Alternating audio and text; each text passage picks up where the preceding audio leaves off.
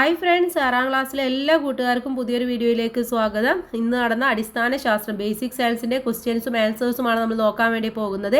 താഴെ കൊടുത്തിരിക്കുന്ന പ്രസ്താവനകൾ വായിക്കുക. ഓക്കെ, ഒന്നാമത്തത്, ജീവിതശൈലി രോഗങ്ങൾ ഉണ്ടാകുന്നത് രോഗാണുക്കൾ മൂലമല്ല. ശരിയാണല്ലേ, രോഗാണുക്കൾ മൂലമല്ല, നമ്മൾ ഉണ്ടാക്കുന്ന ജീവിതശൈലിയിൽ വരുന്ന മാറ്റങ്ങൾ വഴിയാണ്.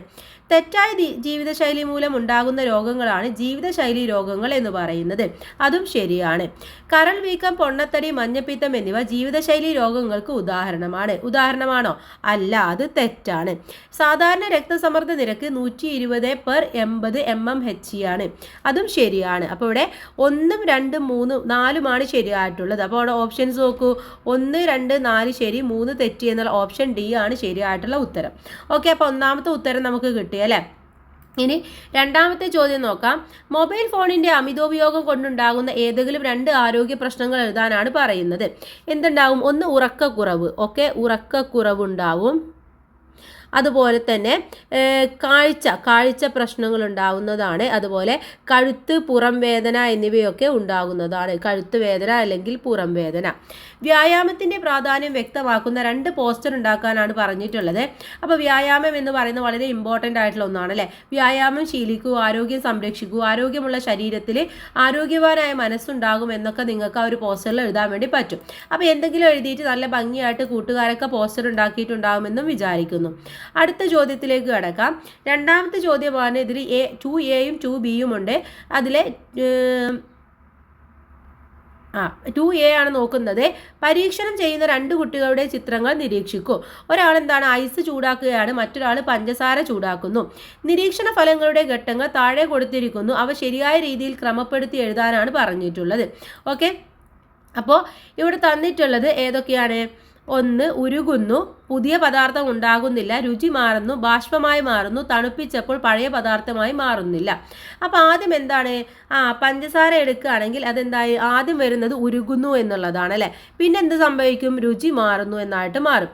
പിന്നെ പുതിയ പദാർത്ഥം, പിന്നെ വരുന്നത് എന്താണ്? തണുപ്പിച്ചാൽ പഴയ പദാർത്ഥമായിട്ട് മാറുന്നില്ല. ഇത് 3 എന്തിൽ വരുന്നത്? പഞ്ചസാരയിൽ വരുന്നത്. ഓക്കെ, പഞ്ചസാര. അടുത്തത് നമ്മൾ നോക്കുന്നത് നമ്മുടെ ഐസാണ്. ഓക്കെ, ഐസിൽ വരുന്നത് ഏതൊക്കെയാണെന്ന് അറിയാം. ഐസിൽ റെഡ് കളറിൽ എഴുതുന്നുണ്ട്. ഒന്നെന്ന് പറയുന്നത് എന്താണ്? ഉരുകുന്നു എന്നുള്ളത് തന്നെ വരും. ഓക്കെ, ഐസിലും ഉരുകുന്നു എന്നുള്ളത് ആദ്യം വരും. പിന്നെ വരുന്നത് ബാഷ്പമാകുന്നു എന്നുള്ളതാണ് വരുന്നത്. ബാഷ്പമായി മാറുന്നു എന്ന് രണ്ടാമതായിട്ട് വരും. പുതിയ പദാർത്ഥം ഉണ്ടാകുന്നില്ല എന്നുള്ളത് മൂന്നാമതായിട്ടും വരും. അപ്പോൾ ഓരോന്നും ടൈറ്റിൽ എഴുതുക, അതിൻ്റെ താഴെ അത് ഓരോന്നാക്കി എഴുതി കൊടുക്കുകയാണ് നിങ്ങൾ ചെയ്യേണ്ടത്. അപ്പോൾ രണ്ടിലും വരുന്നത് വേറെ വേറെയാണ് എന്നുള്ളത് നിങ്ങൾ മനസ്സിലാക്കി വെക്കുക. അടുത്ത ചോദ്യം നോക്കാം. അടുത്തത്, ഐസ് ചൂടാക്കുമ്പോൾ, പഞ്ചസാര ചൂടാക്കുമ്പോൾ നമ്മൾ പറഞ്ഞതാണ്. ബി ചോദ്യമാണ്. ഐസിനും പഞ്ചസാരക്കും ഉണ്ടാകുന്ന മാറ്റങ്ങൾക്ക് പറയുന്ന പേരെന്താണെന്നാണ് ചോദിച്ചിട്ടുള്ളത്. ഐസിനും പഞ്ചസാരക്കും എന്താണ്? ഐസിനുണ്ടാകുന്ന മാറ്റം എന്ന് പറയുന്നത്, ഐസിന് അവിടെ എന്താണ്? ഭൗതിക മാറ്റമാണ് സംഭവിക്കുന്നത്, ഭൗതിക മാറ്റം. പഞ്ചസാരക്ക് രാസമാറ്റമാണ്. ഓക്കെ, രാസമാറ്റം. രണ്ടും ഭൗതിക മാറ്റമല്ല. ഒന്ന് ഭൗതിക മാറ്റമാണ്, മറ്റൊന്ന് രാസമാറ്റമാണ്. ഇനി അടുത്ത ചോദ്യം നോക്കൂ. അടുത്തത്, അടുക്കളയിൽ നടക്കുന്ന ചില മാറ്റങ്ങൾ താഴെ കൊടുത്തിരിക്കുന്നു. ഇവയെ മാറ്റങ്ങളുടെ പ്രത്യേകതകൾ അനുസരിച്ച് 2 കൂട്ടമാക്കാനാണ് പറഞ്ഞിട്ടുള്ളത്. ഓക്കെ, അപ്പോൾ ഒന്ന് നമുക്ക് നോക്കാം. തൈര് പുളിക്കുന്നു, നെയ്യുരുകുന്നു, അതുപോലെ തന്നെ ജലം തിളക്കുന്നു, മാങ്ങ പഴുക്കുന്നു. ഇത്രയുമാണ് തന്നിട്ടുള്ളത് അല്ലേ. ഇതിൽ ഭൗതിക മാറ്റത്തിൽ വരുന്നത് ഏതൊക്കെയാണ്? ഒന്ന് ഭൗതിക മാറ്റമാണ്, ഭൗതിക മാറ്റം. അതിൽ വരുന്നത് ഒന്നെന്ന് പറയുന്നത് നെയ്യുരുകുന്നു എന്നുള്ളത് വരും. ഓക്കെ, നെയ്യുരുകുന്നു എന്നുള്ളത് ഭൗതിക മാറ്റമാണ്. അതുപോലെ ജലം തിളക്കുന്നു എന്നുള്ളതും ഭൗതിക മാറ്റമാണ്. അടുത്തത് രാസമാറ്റം. രാസമാറ്റത്തിൽ വരുന്നത് മാങ്ങ പഴുക്കുന്നു, തൈര് പുളിക്കുന്നു. ഇത് രണ്ടും രാസമാറ്റത്തിലും വരും. ഇനി അല്ലെങ്കിൽ എന്ന് പറഞ്ഞ അടുത്ത ചോദ്യമുണ്ട്. ഒരു ബീക്കറിലെ വെള്ളത്തിൽ ഉപ്പും മറ്റൊരു ബീക്കറിലെ വെള്ളത്തിൽ ഇരുമ്പ് പൊടിയും കലർത്തി മിശ്രിതങ്ങൾ തയ്യാറാക്കി. ഈ 2 മിശ്രിതങ്ങൾ തമ്മിലുള്ള വ്യത്യാസം എന്താണെന്നാണ് ആദ്യത്തെ ചോദ്യം എന്ന് പറയുന്നത്. ഇവ തമ്മിലുണ്ടാകുന്ന വ്യത്യാസം എന്താണ്? എന്തൊക്കെയാണ് ഇവിടെ വ്യത്യാസമായിട്ട് വരുന്നത്? ഇവിടെ ഉപ്പുലായനി എന്ന് പറയുന്നത് എന്താണ്? ഉപ്പുലായനി എന്ന് പറയുന്നത് ഏകാത്മക മിശ്രിതമായിരിക്കും. ഏകാത്മക മിശ്രിതമാണ്. എന്നാൽ ഇരുമ്പ് പൊടി കലർത്തി കഴിഞ്ഞാൽ അതെന്താണ്? ഭിന്നാത്മക മിശ്രിതമാണ്. ഓക്കെ, ഭിന്നാത്മക മിശ്രിതവും ആയിരിക്കും.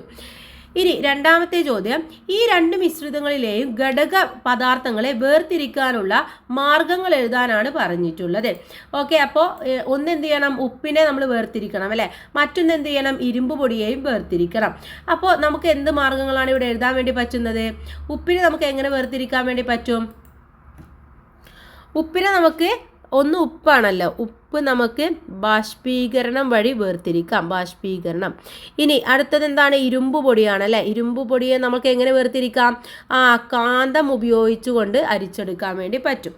താഴെ കൊടുത്തിരിക്കുന്നവയിൽ ശരിയായ ജോഡി കണ്ടെത്താനാണ് അടുത്ത ചോദ്യം എന്ന് പറയുന്നത്. ഉപ്പ് ലായനി ദ്രാവക ലായനി, വായുഖര ദ്രാവക ലായനി, സോഡാ വെള്ളം വാതക ദ്രാവക ലായനി, പൊട്ടാസ്യം പെർമാംഗനേറ്റ് വാതക ലായനി. ഇതിൽ സോഡാ വാട്ടർ വാതക ദ്രാവക ലായനി എന്നുള്ളതാണ് ശരിയായിട്ടുള്ള ഉത്തരം എന്ന് പറയുന്നത്. ഇനി അടുത്ത മൂന്നാമത്തെ ചോദ്യമാണ്. മൂന്നാമത്തേൽ പറഞ്ഞിട്ടുള്ള ചിത്രങ്ങൾ നിരീക്ഷിക്കുക. ഇവിടെ ചിത്രം കൊടുത്തിട്ടുണ്ട്.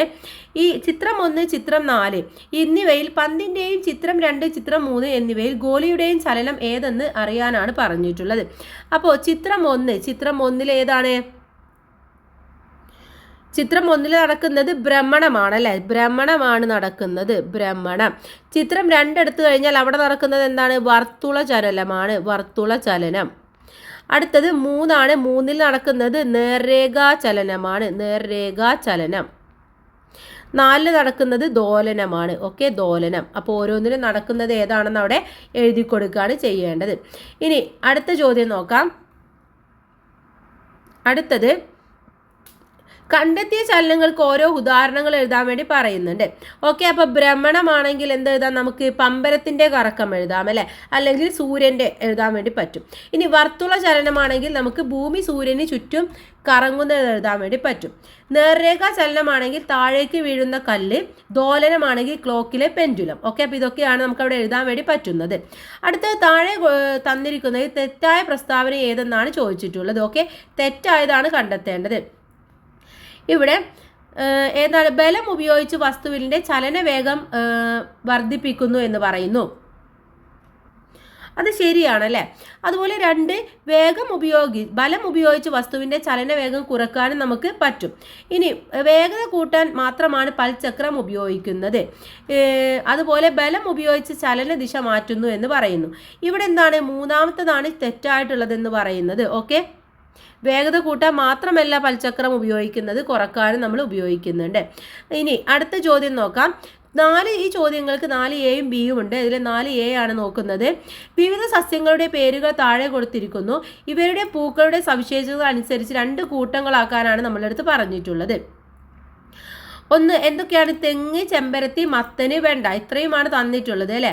അപ്പോൾ ഇതിൽ ഏകലിംഗ പുഷ്പങ്ങളിൽ വരുന്നത് ഏതൊക്കെയാണ്? ഏകലിംഗ പുഷ്പങ്ങളിൽ വരുന്നത് തെങ്ങും മത്തനുമാണ്. ഇനി അടുത്ത ഏതാണ്? ദ്വിലിംഗമാണല്ലേ. അപ്പോൾ ഇവിടെ എന്ത് എഴുതി കൊടുക്കണം? ദ്വിലിംഗ പുഷ്പം എന്ന് എഴുതി കൊടുക്കുക, ദ്വിലിംഗ പുഷ്പം. അതിൽ വരുന്നത് ഏതൊക്കെയാണ്? വെണ്ടയും ചെമ്പരത്തിയുമാണ്. ഇനി സീതപ്പഴത്തിൻ്റെ പൂവിലെ അണ്ടാശയവും മാമ്പൂവിലെ അണ്ടാശയവും തമ്മിലുള്ള വ്യത്യാസം എന്താണെന്നാണ് അടുത്ത ചോദ്യമായിട്ട് വന്നിട്ടുള്ളത്.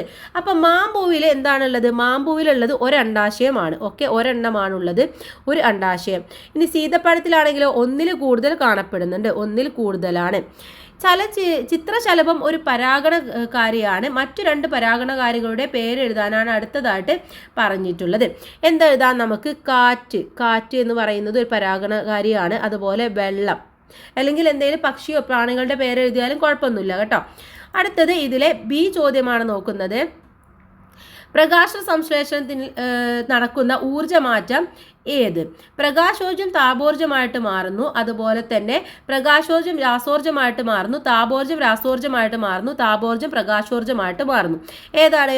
പ്രകാശോർജ്ജം രാസോർജ്ജമായിട്ട് മാറുകയാണ് പ്രകാശ സംശ്ലേഷണത്തിൽ ചെയ്യുന്നത് അല്ലെ. പ്രകാശത്തെ എടുത്തിട്ട് അവിടെ രാസമാറ്റമാണ് അവിടെ സംഭവിക്കുന്നത്. ഇനി രാസോർജ്ജം പ്രകാശോർജ്ജമായി മാറുന്ന സന്ദർഭങ്ങൾക്ക് 2 ഉദാഹരണം എഴുതാൻ വേണ്ടി പറയുന്നുണ്ട്. ഒന്ന് വിറക് കത്തുന്നത്. ഓക്കെ, വിറക് കത്തുന്നത്. അതുപോലെ തന്നെ മെഴുകുതിരി കത്തുന്നത്, പൂത്തിരി കത്തുന്നതൊക്കെ എഴുതാൻ വേണ്ടി പറ്റും. അടുത്ത ചോദ്യം നോക്കൂ. അടുത്തത് ഫിലമെന്റ് ബൾബിന് പകരം LED ബൾബ് ഉപയോഗിക്കണം. ഈ പ്രസ്താവനയോടുള്ള നിങ്ങളുടെ പ്രതികരണമാണ് എഴുതേണ്ടത്. ശരിയാണല്ലേ? കാരണം എന്താണ്, അവിടെ ഊർജ്ജ നഷ്ടം കുറക്കുന്നതും വൈദ്യുതിയുടെ നഷ്ടം കുറക്കാനും നമുക്ക് സാധിക്കുന്നുണ്ട്. അതുകൊണ്ട് LED ബൾബുകളാണ് നമ്മൾ കൂടുതലായിട്ട് ഉപയോഗിക്കേണ്ടത്. താഴെ പറയുന്നവയിൽ പ്രമേഹ രോഗത്തിൻ്റെ ലക്ഷണങ്ങൾ അല്ലാത്തത് ഏതെന്നാണ് ചോദിച്ചിട്ടുള്ളത്. 1. വിശപ്പില്ലായ്മ, അമിതമായ ദാഹം, മുറിവുണങ്ങാൻ താമസം, ഉന്മേഷക്കൂടുതൽ. ഇതിൽ അല്ലാത്തത് ഏതാണ്? വിശപ്പില്ലായ്മയും കൂടുതൽ ഊർജവുമാണ്. ഓപ്ഷൻ സി ആണ് ശരിയായിട്ടുള്ള ഉത്തരം എന്ന് പറയുന്നത്. പ്രമേഹ രോഗികളുടെ ആരോഗ്യ പരിപാലനത്തിൽ ശ്രദ്ധിക്കേണ്ട പ്രധാനപ്പെട്ട 2 കാര്യങ്ങളാണ് അടുത്തതായിട്ട് നമ്മളെടുത്ത് ചോദിച്ചിട്ടുള്ളത്. എന്ത് നമുക്ക് ചെയ്യാൻ വേണ്ടി പറ്റും? ഭക്ഷണത്തിൽ നമുക്ക് നിയന്ത്രണം കൊണ്ടുവരാം അല്ലേ? അതുപോലെ തന്നെ പതിവായിട്ട് വ്യായാമം ചെയ്യുകയും ചെയ്യണം. ഇനി അടുത്ത ചോദ്യം നോക്കാം. അടുത്തത് ഇവിടെ ഞാൻ ചെറുപ്പമല്ലേ, ഇപ്പോൾ തന്നെ പ്രമേഹത്തെ കുറിച്ച് മനസ്സിലാക്കേണ്ടതുണ്ടോ എന്ന് കുട്ടി പറയാണ്.